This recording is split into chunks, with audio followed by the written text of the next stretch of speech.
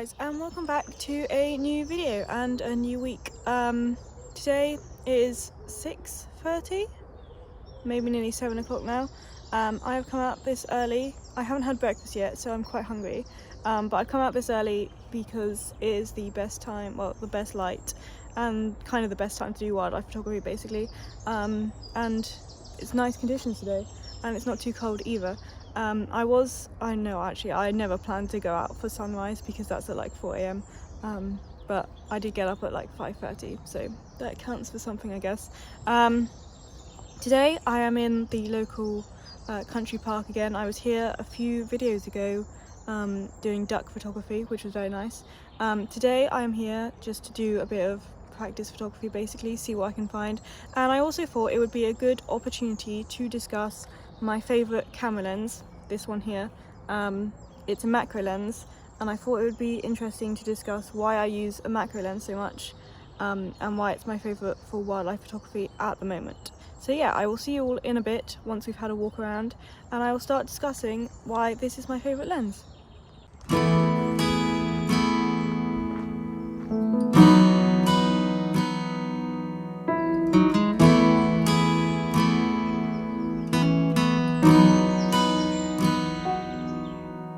Come to the water where you will find peace. Take a step into the river, get down on your knees. Does this mean that I can go in the carriage bit though? Because I feel like it does, because it doesn't say not the carriage, plus there's those steps on the carriage. I think I'm gonna risk it. Find that life is greater than you knew. When you go through the storm, I will hold you. Okay, so I'm currently sat inside the horse carriage because there's nobody else here, and why not? It's a nice seat. And I thought I would talk about my macro lens, as I said I would earlier. So basically, I got this lens when I first got my camera, like the camera body part. I got it in Jessop's when they used to have shops on the high street. I went in there and I got the camera body, and it came with two different lenses, which I'll show you a picture of on the screen now. And because it was part of a special deal or whatever. And I also got like a tripod as well, and a bag, I think. Yeah, I don't use any of those things anymore. Well, I still have the tripod. It's looking a bit broken right now, and I'm missing a piece of it, but I still have it, so technically still working. And so yeah, I got two lenses and the camera body, and it was like a zoom lens. I think it's something to 200. Ooh, the bird in the carriage. And then there's like a 55mm lens, I think. So basically those are the two I started with, and I used to use the telephoto. It was like a telephoto one, but it's not like much telephoto really. And I used to use that one quite a lot, but I don't actually like using it because I can't seem to take a clear photo with it. I'm not sure what it is. I'm not sure if it's me, if it's the camera. I just don't get on with it at all. And so then what happened was my dad's friend, sorry, I thought there was a person over there, it's a bird. My dad's friend is a wildlife photographer, much better than I am, and he was like, do you want this macro lens that I don't use anymore? And obviously I was like, yes please. And so that is the one I have now, and it has turned out to be my favourite lens of all time. I only have 3 lenses altogether. I don't have a proper telephoto one yet because they are very expensive and limited budget, people. Limited budget. But yeah, so this is my favourite lens, and it's the macro lens that he gave me, and I've used it for about 5 years. I've had it. It's quite old. I mean, it's not, yeah, it's got, I don't even think they sell it anymore in like proper Canon shops, because it's a really old one. But yeah, that is my favourite lens now, and that is the one that I use all the time. And I don't just use it for macro photography, obviously, but yeah, that is the lens that is my favourite, and I will talk to you more about it once I've walked around a bit, because I've been talking for like 3 minutes now and my phone can't handle clips that are longer than 3 minutes when putting them on my computer. So I'll catch up with you in a bit when I've walked around more and discuss why it's my favourite. Find that life is greater than you knew. When you go through the storm, I will hold you, keep you warm. When you stay in the night, I will shelter, I will fight, I will fight.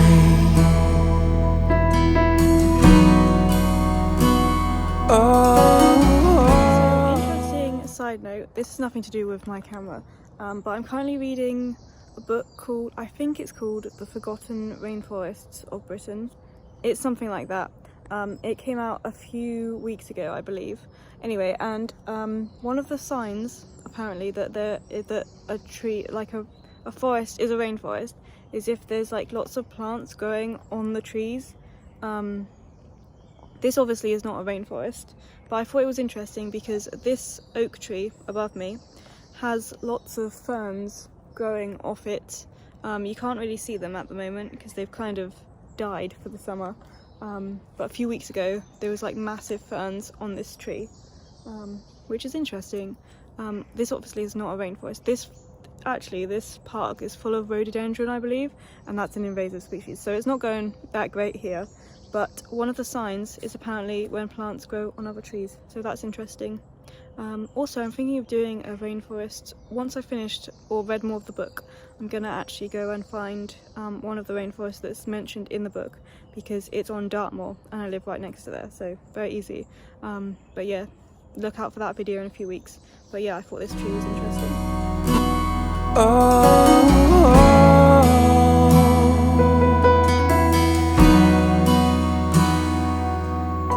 You're broken and you're shattered at the point of no return. You pick up the pieces and you let the bridges. So I'm currently on this fun little walkway area, like a lookout thing, like an aerial walkway, something like that. Anyway, and I thought I would talk about more about the macro lens again. As that's the whole point of this video. I probably don't need to repeat what I'm talking about, but there we go. So basically, I think that when you first start with photography, you get your basic camera, or wildlife photography I should say. You get your camera, you get your basic lenses, and then after a while you're like, you want a telephoto lens or a macro lens. And I feel like the telephoto lens is normally the way people go, because it's like,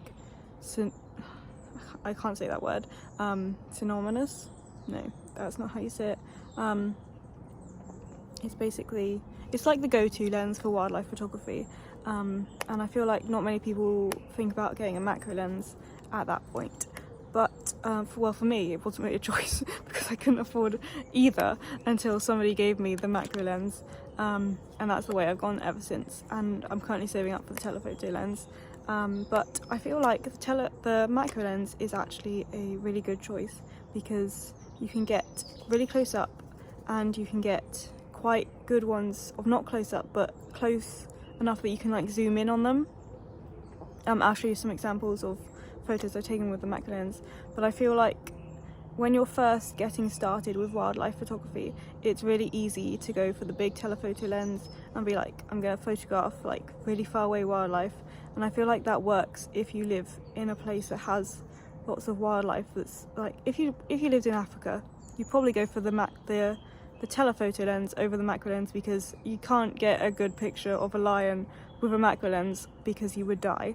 But I feel like here you can get loads of really good shots of wildlife with a macro lens, and you don't need a telephoto lens to start with. And I feel like I've learned a lot from using the macro lens and using to like utilize its potential, or utilize all its like settings and stuff. And when I have a telephoto lens, I'll be able to take it a step further. But I feel like the macro lens has taught me an awful lot about how to get good photos without necessarily being close by, or how to like learn patience so that the wildlife gets close enough to you to take a good picture with the macro lens. So I think that's just something to consider Obviously, yeah, if you live somewhere where the wildlife is really big and you can't get close to it because it's dangerous or it's too wild, like anywhere that's like bears or like anything like that, you don't want a macro lens, because you can't get a good picture. You can get a picture, but it won't be what you're looking to get, and you'd be too if you were close enough to get a good picture of a bear with a macro lens, you'd probably be dead. So yeah, that's something to consider as well. Up the pieces and you let the bridges burn. So come to the water, you're sailing with the breeze. Take a step into the river, where you will find peace. When you go through the storm, I will hold you, keep you warm. When you stay in the night, I will shelter, I will fight. Oh yeah.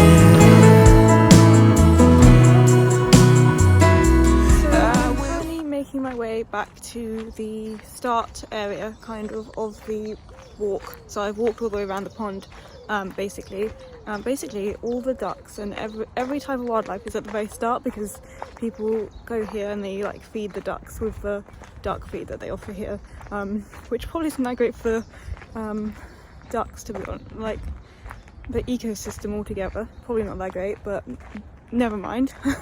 And I'm going to do some macro, or I'm going to use my macro lens to take some pictures of non-traditional macro subjects. So I feel like lots of people macro lens insects. I'm going to do some duck photography and some squirrel photography.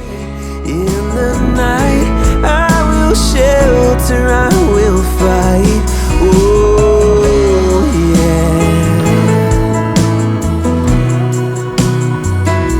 I will fight.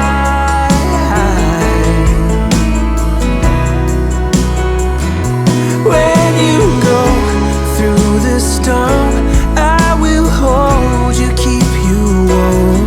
When you stay in the night, I will shelter, I will fight, I will fight.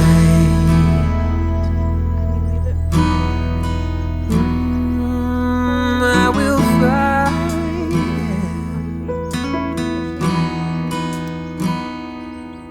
So come to the water, where you will. Hello everyone, I have actually just been filming another video for this week. It is exactly 1 week since I filmed the video you're watching right now, basically, and I never finished it because what happened was, if I remember correctly, bearing in mind it's only a week ago, so I should remember, my camera died because I hadn't charged it enough, and so then I was like, oh, this is not great.